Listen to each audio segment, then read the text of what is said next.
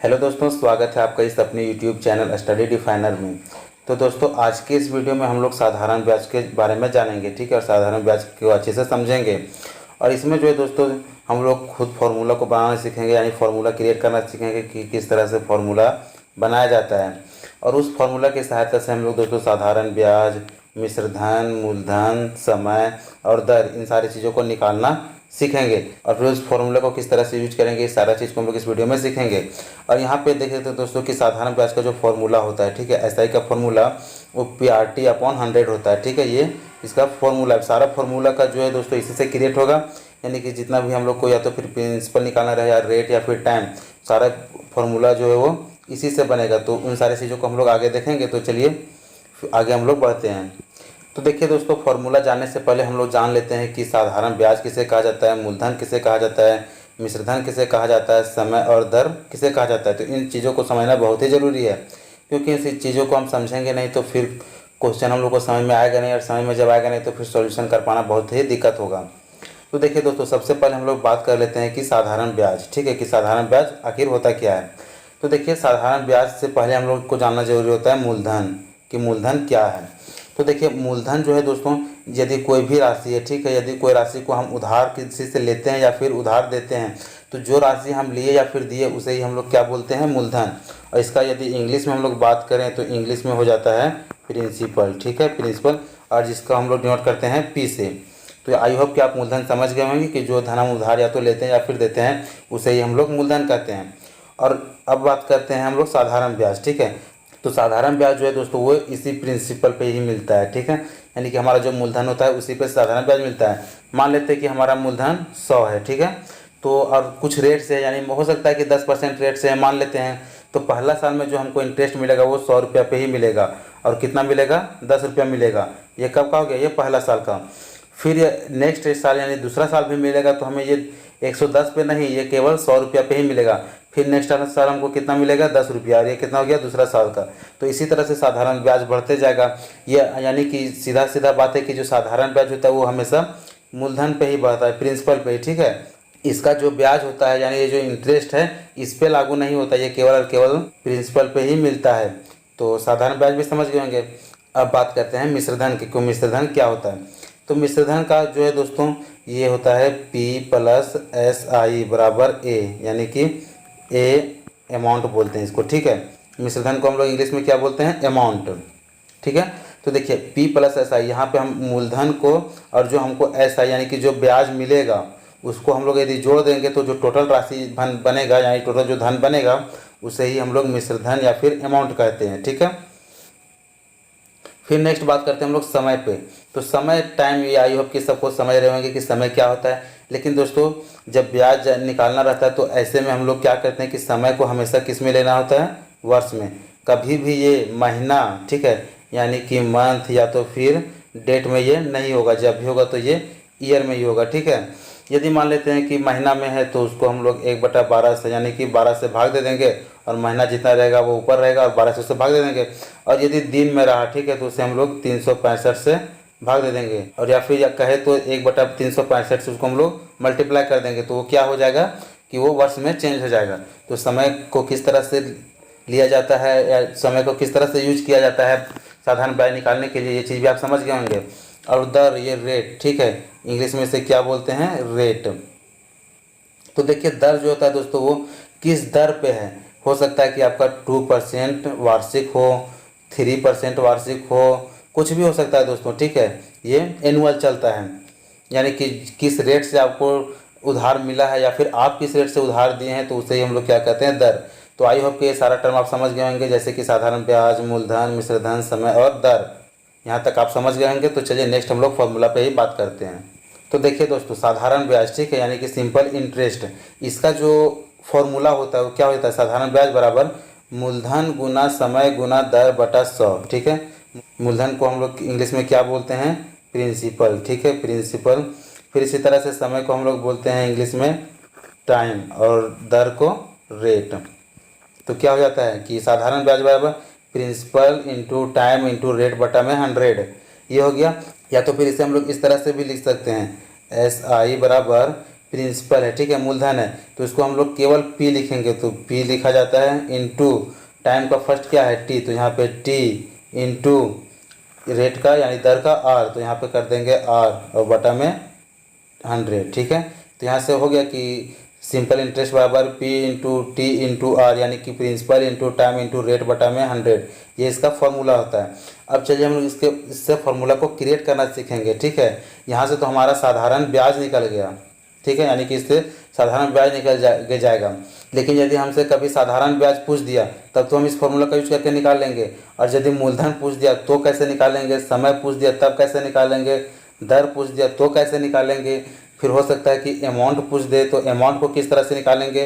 तो सारा कुछ को हम लोग चलिए देखेंगे। अब हम लोग फार्मूला को भी क्रिएट करना सीखेंगे। तो देखिए दोस्तों, यहाँ पे आप साधारण ब्याज का जो फॉर्मूला देख पा रहे होंगे कि SI बराबर क्या होता है PRT/100, ठीक है, जो कि हमने थोड़ा देर पहले बताया इसको PRT/100। तो यदि हमसे पहले पूछ देता है, ठीक है, पहले पूछ देता है कि प्रिंसिपल बराबर क्या होगा, यानी कि प्रिंसिपल को किस तरह से निकालेंगे, इसका फॉर्मूला क्या होगा। तो सबसे पहले यहाँ पे हम लोग P लिख देंगे। P इज इक्वल टू कितना करेंगे, SI को 100 से मल्टीप्लाई करेंगे, तो यहाँ पे लिख देंगे SI इंटू 100 और इसको भाग दे देंगे कितना से, यहाँ कितना बच गया रेट और टाइम R इंटू टी, ठीक है। P बराबर क्या हो जाएगा SI इंटू 100 बटा में R इंटू टी, ठीक है, यानी रेट इंटू समय से इसको गुना कर देंगे, ब्याज को 100 से गुना करके और रेट और समय को गुना करके उससे भाग दे देंगे। तो इससे हमारा क्या निकल जाएगा प्रिंसिपल। फिर यदि हमसे पूछ देता है कि R बराबर यानी कि रेट बराबर, तो यहाँ फिर हम लोग यहाँ लिख देंगे R बराबर कितना हो जाएगा SI को फिर हम लोग यहाँ से मल्टीप्लाई कर देंगे 100 से, तो यहाँ लिख देंगे SI इंटू 100 और फिर इसे हम लोग भाग दे देंगे कितना से, यहाँ बच गया P और T, तो कितना कर देंगे यहाँ पे P इंटू टी, यानी कि जब हमसे रेट पूछा तो SI को गुना कर देंगे 100 से और भाग दे देंगे P को यानी कि प्रिंसिपल को समय से गुना करके। तो इससे हमारा क्या निकल जाएगा रेट, यानी और ये जो निकलेगा वो परसेंट में होगा, ठीक है, रेट हमेशा परसेंट में होता है।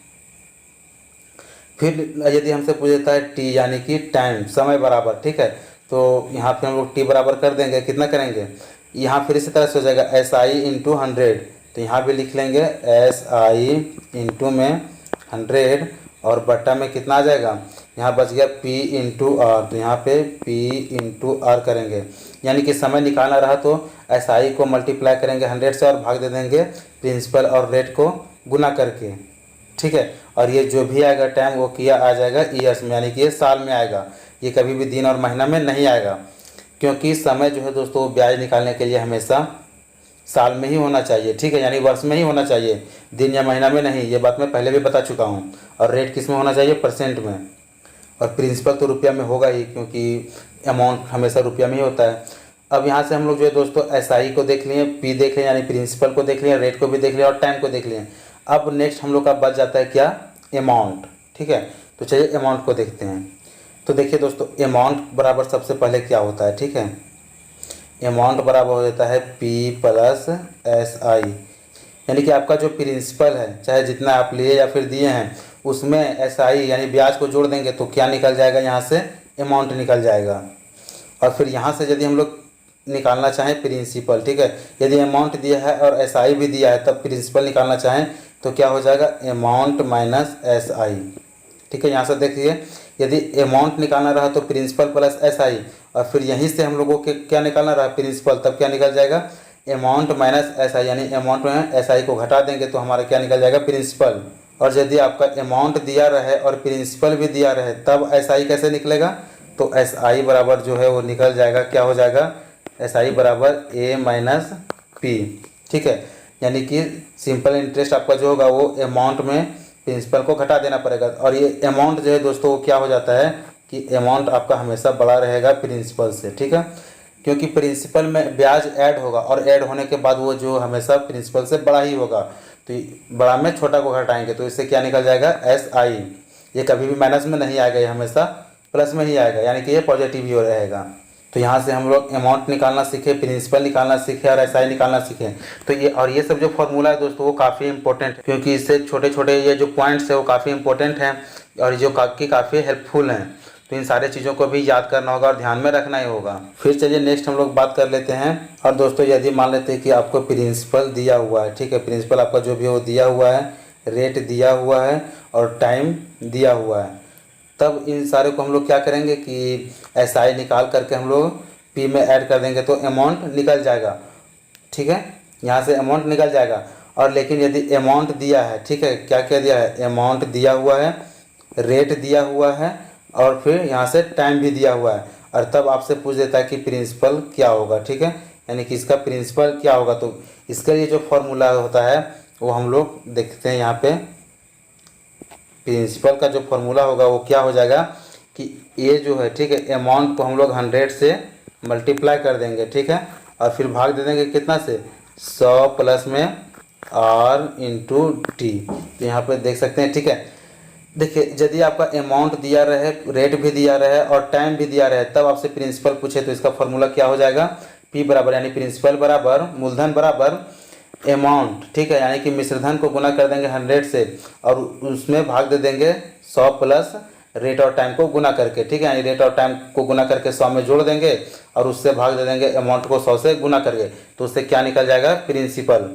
तो दोस्तों यहाँ तक हम लोगों ने काफ़ी इंपॉर्टेंट फार्मूलाज को देख लिया, ठीक है, यानी कि काफ़ी इम्पोर्टेंट फार्मूलाज को देख लिया। और इन फार्मूला का जो है दोस्तों यूज हर जगह पे होगा, यानी कि साधारण ब्याज में के लिए ये काफ़ी इंपॉर्टेंट फार्मूला था और यही इसका फार्मूला ही होता है। तो आई होप कि आप सारा फार्मूला को सीख गए होंगे। आप इस फार्मूले को एक बार नोट डाउन कर लें ताकि आपको जब भी भूले तो आप वहाँ से देख सकते हैं और आपको लंबे समय तक याद रहे। और जो क्वेश्चन है दोस्तों, क्वेश्चन इन्हीं सारे फार्मूलों का यूज करके बनेगा और इस फार्मूला पर जो बेस्ट क्वेश्चन है दोस्तों हम नेक्स्ट वीडियो में लाएंगे। तब तक के लिए आप चैनल को सब्सक्राइब कर बेल आइकन प्रेस कर लें ताकि मैं जब भी वीडियो अपलोड करूँ तो आप लोगों तक नोटिफिकेशन पहुँच सके।